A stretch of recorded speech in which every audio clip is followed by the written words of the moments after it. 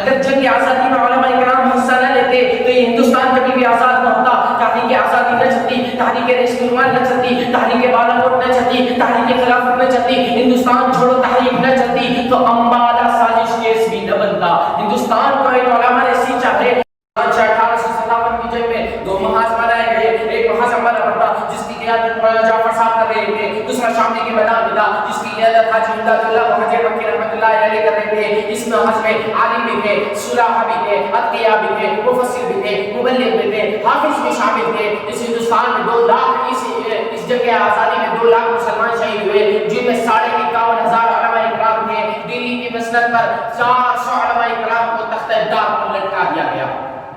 بہرحال جب انگریزوں کی نیند آرام ہو گئی اور انہوں نے وائسرائے برطانیہ نے ہندوستان کے مشیروں سے یہ مشورہ مانگا کہ ہندوستان میں ہماری حکومت کیسے قائم رہ سکتی ہے, ہندوستان میں ہم کیسے راج کر سکتے ہیں, ہندوستان میں ہم کیسے حکومت قائم کر کے رہ سکتے ہیں, تو ڈاکٹر ولیم یونن جو بڑا آدمی تھا, جو سیاست کا بڑا آدمی تھا, اس نے مشورہ دیا ہے کہ ہندوستان میں ہندوستان میں حکومت کرنی ہے تو اس ہندوستان میں علماء کرام کو ختم کر دو, کیونکہ یہ علماء کرام ہیں جن کے دل میں جذبہ جہاد بھرا ہوا ہے, جو قرآن پر عمل کرنے والے ہیں, جو دستور قرآن کو ماننے والے ہیں. یہی علماء کرام ہیں جنہوں نے جنگ آزادی میں حصہ لیا ہے اور ان کے دل میں جب تک جذبہ جہاد ہے انہیں ختم نہیں کیا جا سکتا. ان کے دل میں جب تک جذبہ جہاد موجود ہے ہندوستان پر حکومت نہیں کی جا سکتی.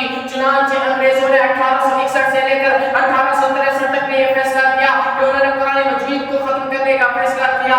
3 لاکھ بے شمار اس کے قرآن مجید کے انہوں نے جلا دیے گئے. پھر انہوں نے 1864 سے لے کر 1857 تک علماء کرام کو ختم کرنے کا فیصلہ کیا. ان میں بتاتا ہوں, انگریز مورنگ ٹامسن لکھتا ہے, ٹامسن کہتا ہے یہ 3 سال مسلمانوں پر بڑے المناک سال گزرے ہیں. ہندوستان کے 3 سال بڑے المناک سال ہے. 14,000 علماء کرام کو تختہ دار پر لٹکا دیا گیا. وہی ٹامسن کہتا ہے کہ میں تم کو کیا بتاؤں اس ہندوستان کے المناک تاریخ کے. ہندوستان میں علماء کرام کو لایا جاتا اور انہیں کہا جاتا اور انہیں پھانسی کے پھندوں پر لٹکا دیا جاتا. ہندوستان میں علماء کرام کو بوریوں میں بھر دیا جاتا اور لاہور کی دریا میں ڈال دیا جاتا اور اوپر سے ان کے اوپر نشانہ لگایا جاتا. ہندوستان میں انہی علماء کو کیا کہا جاتا, انہی علماء کو درخت سے باندھا جاتا اور ان کے اوپر ہاتھے کو چڑھا دیا جاتا. ہندوستان میں علماء کو تانبے سے داغ دیا جاتا تھا.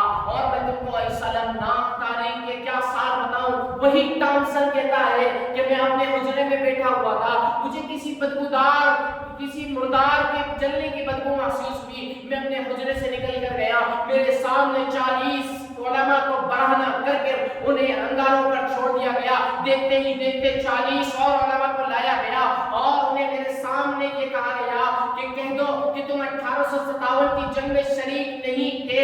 وہ کہتا ہے کہ مجھے پیدا کرنے والے کی قسم ان 40 علماء میں سے ایک عالم ایسا نہ تھا جس نے یہ کہا ہو کہ میں 1857 کی جنگ میں شریک نہیں تھا. انہوں نے دیکھتے ہی دیکھتے ان کو بھی بالکل انگاروں پر ننگا کر چھوڑ دیا اور انہیں بھون ڈالا. وہی ٹامسن کہتا ہے انہی علماء کرام کو سور کی چمڑیوں میں بھر کر انگاروں پر دہکتے ہوئے چھوڑ دیا جاتا تھا.